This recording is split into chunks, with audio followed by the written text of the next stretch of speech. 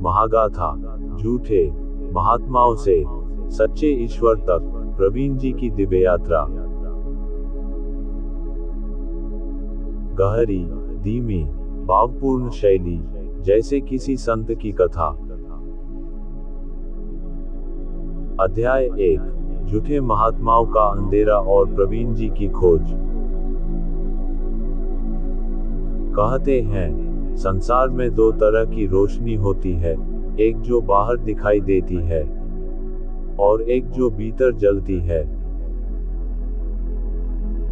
प्रवीण जी जब अपनी आध्यात्मिक यात्रा के पहले कदम पर थे, उन्हें लगा था कि शायद कोई महात्मा, कोई बाहरी साधु उन्हें सत्य का मार्ग दिखा देगा। लेकिन जीवन ने पहले उन्हें अंधेरे का परिचय करवाया। बहुत से महात्मा मिले, लंबी दाढ़ियां, चमत्कार झूठे, शब्द मीठे पर आंखें झूठी, स्वर मधुर पर हृदय में व्यापार, वस्त्र साधु पर मन व्यापारी। वे लोग आध्यात्म नहीं, श्रद्धा का सौदा करते थे।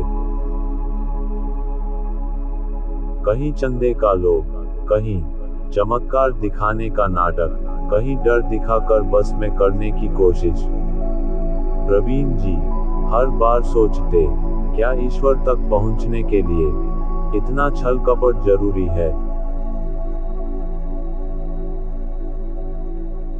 पर नहीं, उनके भीतर एक आवाज थी, बहुत शांत, बहुत दृढ़। सत्य बाहर नहीं मिलता, वह भीतर खोजा जाता है।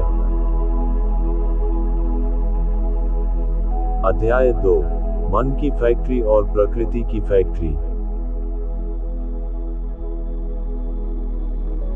एक दिन प्रवीण जी पर एक महान समझ उतरी। मन से जो विचार पैदा होता है, वह सीधा संसार में गिरता है। वह झूठ, शर्म, भय और दौड़ देता है। मन वही है बंदर, जिसे कभी चैन नहीं। इसलिए मन का महात्मा हमेशा झूठा पड़ता है, क्योंकि उसका घर मन में होता है और मन अपने स्वभाव से अस्थिर है। लेकिन भीतर प्रकृति का एक और कारखाना है, जहां से सत्य विचार पैदा होते हैं। जो विचार वहां पैदा होते हैं, वे ईश्वर की ओर निकलते हैं, पवित्र, शांत, निर्मल। वही विचार सच्चे दर्शन बनते हैं। अध्याय 3, पहला संकेत। जब झूठे महात्माओं से हृदय टूट चुका था और भीतर की आग धीमी धीमी राख बन रही थी, उसी समय प्रकृति ने अपनी पहली पुकार दी। एक रात, बहुत गहरी रात, प्रवीण जी को लगा जैसे कोई उनके आसपास खड़ा है। कोई आकृति नहीं, कोई शब्द नहीं, लेकिन एक अनुभूति, जैसे कोई कह रहा हो, जहां झूठ खत्म होता है, वहीं सत्य शुरू होता है। यही था पहला संकेत। अध्याय 4, वह बरगद जहां सत्य बैठा था। एक दिन चलते चलते प्रवीण जी एक पुराने प्राचीन बरगद के पेड़ के पास पहुंचे। उसकी जड़ों के बीच एक दिव्य पुरुष ध्यान में बैठे थे। आंखें बंद, शरीर स्थिर, सांसें गहरी और आसपास एक ऐसा मौन जो आम मौन से अलग हो। प्रवीण जी ने सोचा, यह भी कहीं कोई महात्मा तो नहीं। पर भीतर से आवाज आई, यहाँ छल नहीं है, यहाँ तप है। जैसे ही वे आगे बढ़ने लगे, उस दिव्य पुरुष ने बिना आंख खोले कहा, कौन जा रहा है? प्रवीण जी रुक गए, उनका शरीर कौप सा गया। उन दिव्य पुरुष ने धीमे से कहा।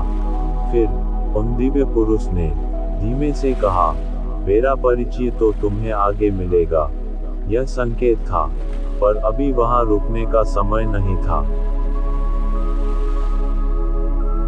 अध्याय 5। हनुमान जी का विनम्र परिचय। जैसे ही उस स्थल को पार किया, पीछे से हल्की सी पवित्र हवा चली। एक दिव्य तेज, एक ऐसी उपस्थिति जो मन नहीं, प्रकृति पहचानती है। वह स्वयं हनुमान जी थे। लेकिन वह रूप, वह बंदर वाला शक्तिशाली विशाल रूप नहीं। वह विनम्र, नष्ट मस्तक, दया से भरा हुआ, ऊर्जामय रूप था। जैसे कोई महान महात्मा एक छोटे इंसान को अपना परिचय दे रहा हो। हनुमान जी बोले, मैं हनुमान हूँ, पर मैं बंदर नहीं। मेरा वह रूप दुनिया को संकेत देने के लिए था। मेरा मूल रूप भक्ति और स्थिरता है। प्रवीण जी के मन में आदि चल गई। यह वह सत्य था जो झूठे महात्माओं ने कभी नहीं बताया था।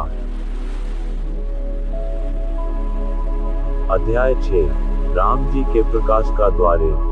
थोड़ा आगे, पहाड़ों की कंदरा, एक अद्भुत शांति। हवा भी जो रुक गई हो। वही था वह द्वार, राम जी का धाम।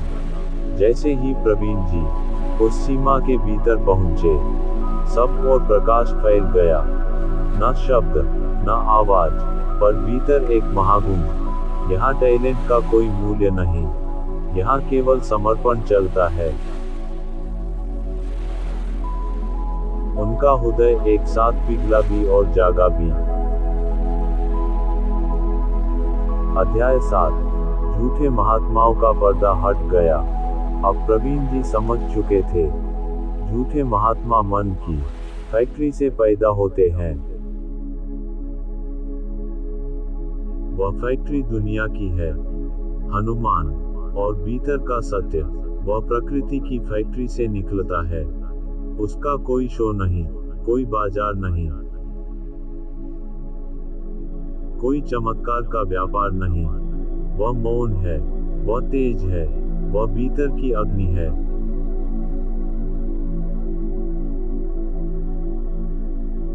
अंतिम अध्याय। प्रवीण जी का संदेश। सब अनुभवों के बाद प्रवीण जी ने कहा, सच्चा मार्ग बाहर नहीं मिलता, न किसी कपड़े में, न किसी दाढ़ी में, न किसी पाखंड में। सच्चा मार्ग भीतर के मौन में मिलता है। और जब भीतर का मौन खुलता है, तब राम भी मिलते हैं, और हनुमान भी।